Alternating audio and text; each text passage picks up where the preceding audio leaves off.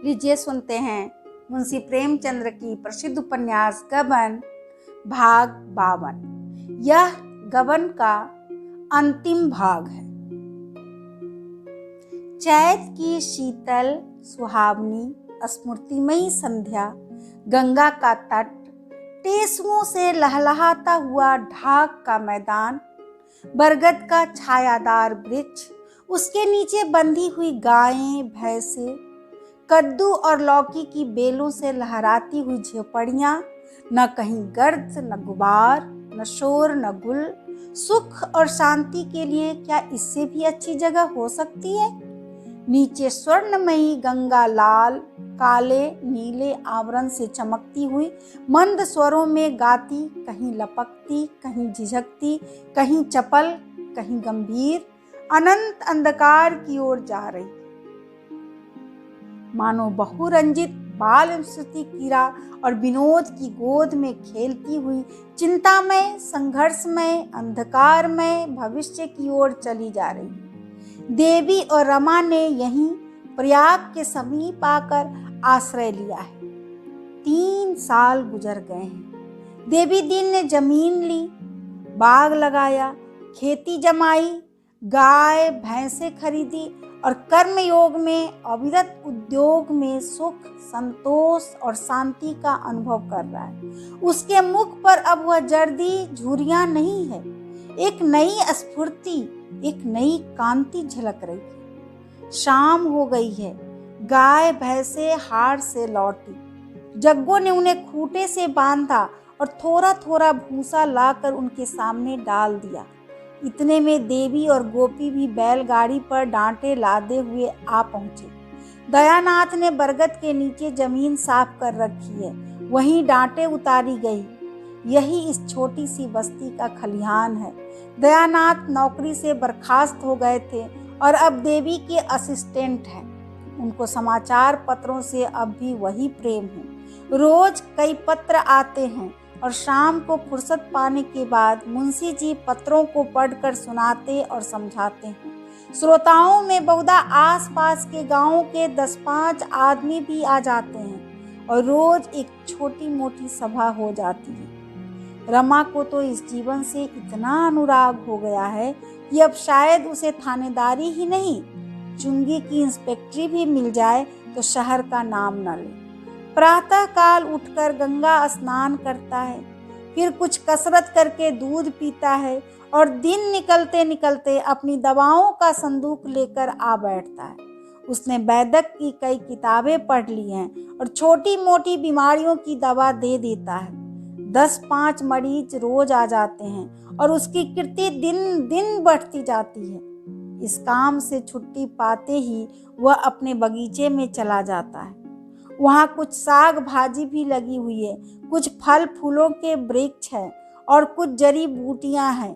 अभी तो बाग से केवल तरकारी मिलती है, पर आशा है कि 3-4 साल में नींबू, अमरद, बेर, नारंगी, आम, केले, आंवले, कटहल, बेल आदि फलों की अच्छी आमदनी होने लगेगी। देवी ने बैलों को गाड़ी से खोलकर खूंटे से बांध दिया और दयानाथ से बोला, अभी भैया नहीं लौटे? दयानाथ ने डांटों को समेटते हुए कहा, अभी तो नहीं लौटे। मुझे तो अब इनके अच्छे होने की आशा नहीं है। जमाने का फेर है। कितने सुख से रहती थी, गाड़ी थी, बंगला था, दर्जनों नौकर थे। अब यह हाल है। सामान सब मौजूद है। वकील साहब ने अच्छी संपत्ति छोड़ी थी, मगर भाई भतीजों ने हड़प ली। देवी दी, भैया कहते थे अदालत करती तो सब मिल जाता, पर कहती है मैं अदालत में झूठ न बोलूंगी। औरत बड़े ऊंचे विचार की है। सहसा जागेश्वरी एक छोटे से शिशु को गोद में लिए हुए एक झोपड़े से निकली और बच्चे को दयानाथ की गोद में देती हुई देवी दीन से बोली, भैया जरा चलकर रतन को देखो, जाने कैसी हुई जाती है। जोहरा और बहू दोनों रो रही है, बच्चा न जाने कहाँ रह गए। देवी दीन ने दयानाथ से कहा, चलो लाला देखें। जागेश्वरी बोली, यह जाकर क्या करेंगे? बीमार कर देख कर तो इनकी नानी पहले ही मर जाती है। देवी दीन ने रतन की कोठरी में जाकर देखा। रतन बांस की एक खाट पर पड़ी थी, देह सूख गई थी। वह सूरजमुखी का सा खिला हुआ चेहरा मुरझाकर पीला हो गया था। वह रंग जिन्होंने चित्र को जीवन और स्पंदन प्रदान कर रखा था उड़ गए थे, केवल आकार शेष रह गया था। वह श्रवण प्रिय, प्राणप्रद, विकास और आह्लाद में डूबा हुआ संगीत मानो आकाश में विलीन हो गया था।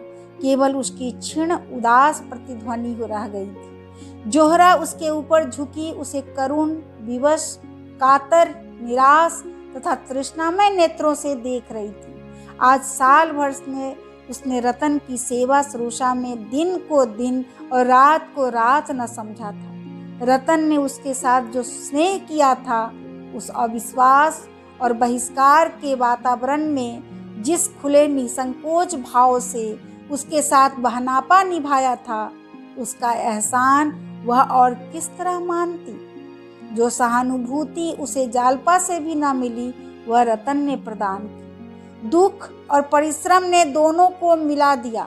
दोनों की आत्माएं संयुक्त हो गई। यह घनिष्ठ स्नेह उसके लिए एक नया ही अनुभव था, जिसकी उसने कभी कल्पना भी न की थी। इस मैत्री में उसके वंचित हृदय ने पति प्रेम और पुत्र स्नेह दोनों ही पा लिया। देवी दीन ने रतन के चेहरे की ओर संचित नेत्रों से देखा। तब उसकी नाड़ी हाथ में लेकर पूछा, कितनी देर से नहीं बोली?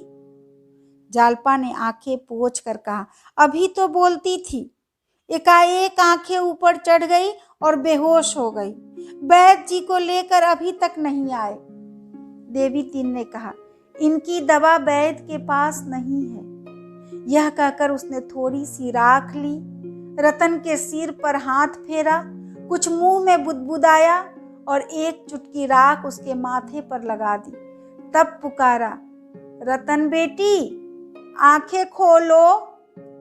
रतन ने आंखें खोल दी और इधर उधर सकपकाई हुई आंखों से देखकर बोली, मेरी मोटर आई थी ना?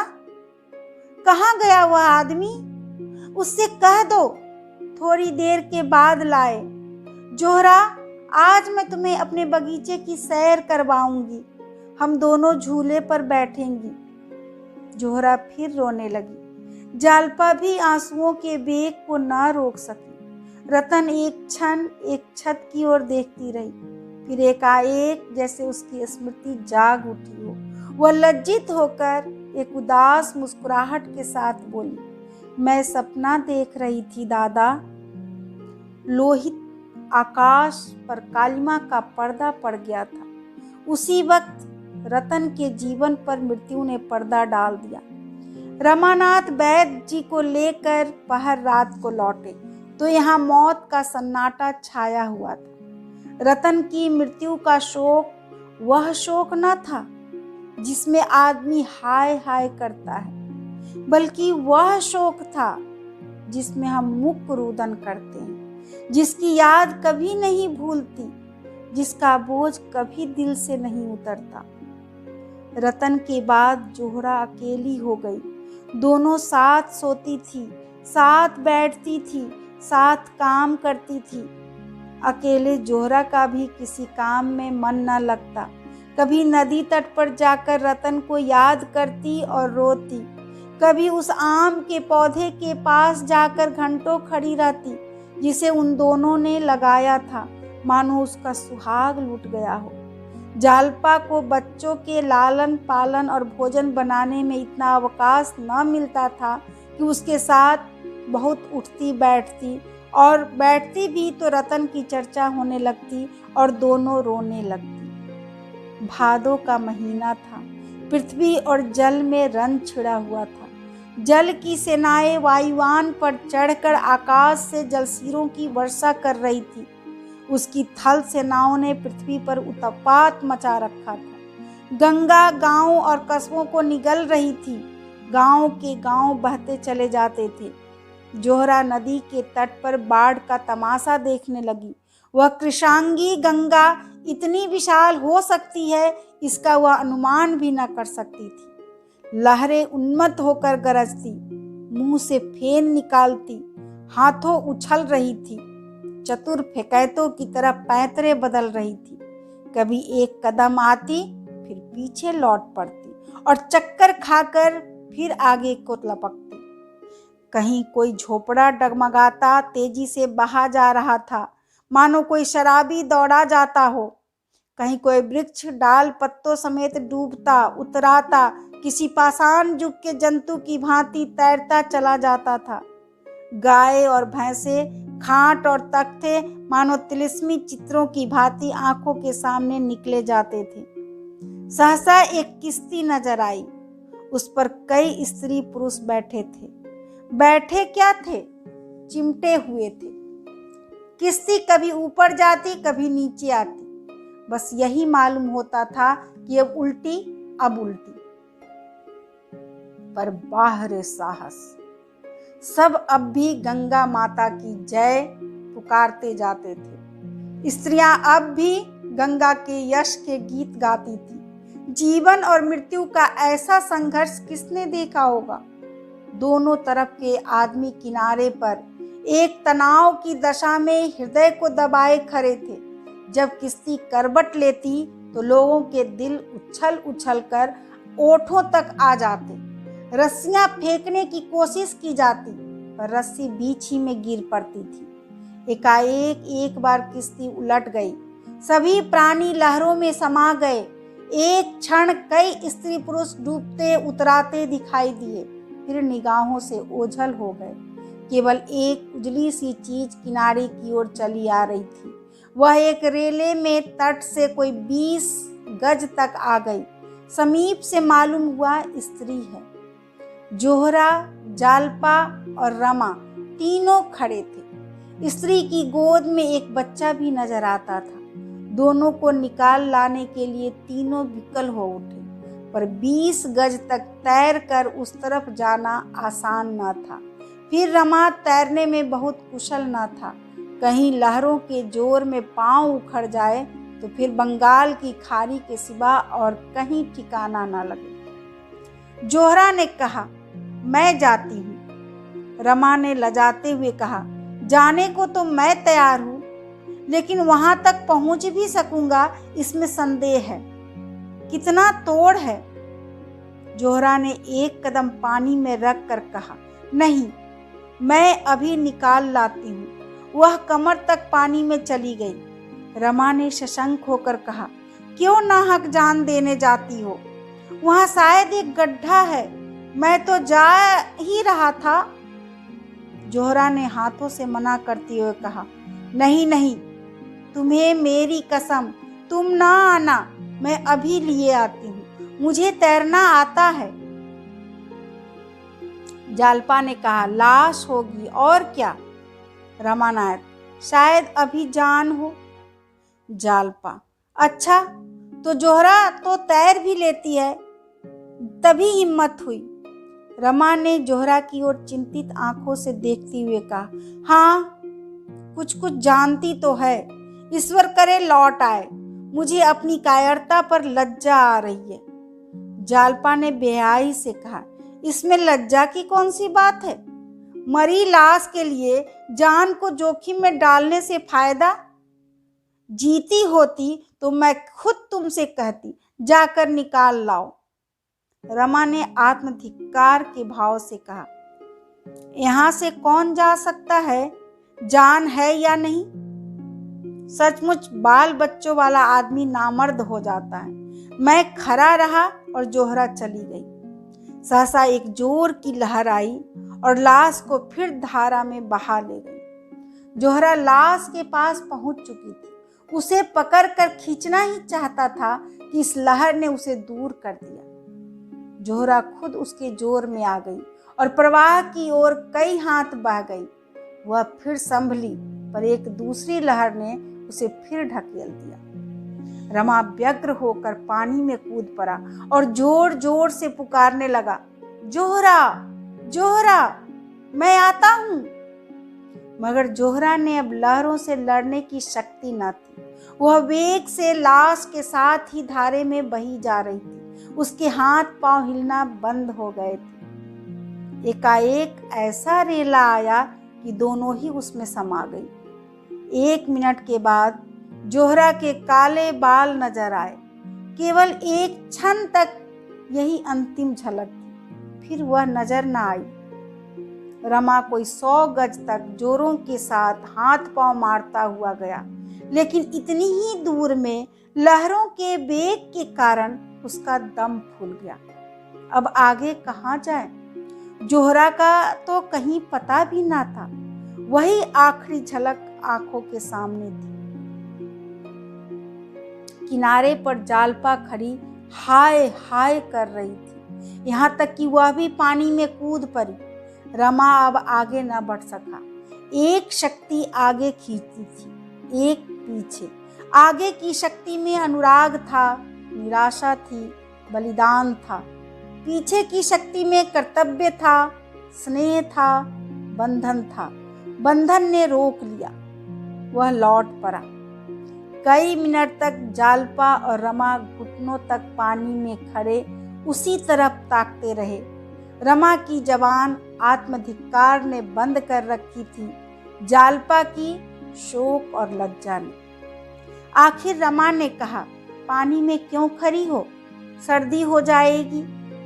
जालपा पानी से निकलकर तट पर खड़ी हो गई, पर मुंह से कुछ न बोली। मृत्यु के इस आघात ने उसे पराभूत कर दिया था। जीवन कितना अस्थिर है, यह घटना आज दूसरी बार उसकी आंखों के सामने चरितार्थ हुई। रतन के मरने की पहले से आशंका थी। मालूम था वह थोड़े दिनों की मेहमान है, मगर जोहरा की मौत तो ब्रजाघात के समान थी। अभी आध घड़ी पहले तीनों आदमी प्रसन्नचित्त जल क्रीड़ा देखने चले थे। किसे शंका थी कि मृत्यु की ऐसी भीषण क्रीड़ा उनको देखनी पड़ेगी? इन 4 सालों में जोहरा ने अपनी सेवा, आत्मत्याग और सरल स्वभाव से सभी को मुग्ध कर लिया था। उसके अतीत को मिटाने के लिए, अपने पिछले दागों को धो डालने के लिए उसके सिवा, इसके सिवा और क्या साधन था? उसकी सारी कामनाएं, सारी वासनाएं सेवा में लीन हो गई थी। कलकत्ते में वह विलास और मनोरंजन की वस्तु थी। शायद कोई भला आदमी उसे अपने घर में घुसने न देता। यहाँ सभी उसके साथ घर के प्राणी का सा व्यवहार करते थे। दयानाथ और जागेश्वरी को यह कहकर शांत कर दिया गया था कि वह देवी दीन की विधवा बहू है। जोहरा ने कलकत्ते में जालपा से केवल उसके साथ रहने की भिक्षा मांगी थी। अपने जीवन में उसे घृणा हो गई थी। जालपा की विश्वास में उदारता ने उसे आत्मशुद्धि के पथ पर डाल दिया। रतन का पवित्र निष्काम जीवन उसे प्रोत्साहित किया करता था। थोड़ी देर के बाद रमा भी पानी से निकला और शोक में डूबा हुआ घर की ओर चला, मगर अक्सर वह और जालपा नदी के किनारे आ बैठते और जहां जोहरा डूबी थी उस तरफ घंटों देखा करते। कई दिनों तक उन्हें यह आशा बनी रही कि शायद जोहरा बच गई हो और किसी तरफ से चली आए, लेकिन धीरे धीरे यह क्षीण आशा भी शोक के अंधकार में खो गई। मगर अभी तक जोहरा की सूरत उनकी आंखों के सामने फिरा करती है। उसके लगाए हुए पौधे, उसकी पाली हुई बिल्ली, उसके हाथों के सिले हुए कपड़े, उसका कमरा, यह सब उसकी स्मृति के चिन्ह हैं। और उसके पास जाकर रमा की आंखों के सामने जोहरा की तस्वीर खड़ी हो जाती है।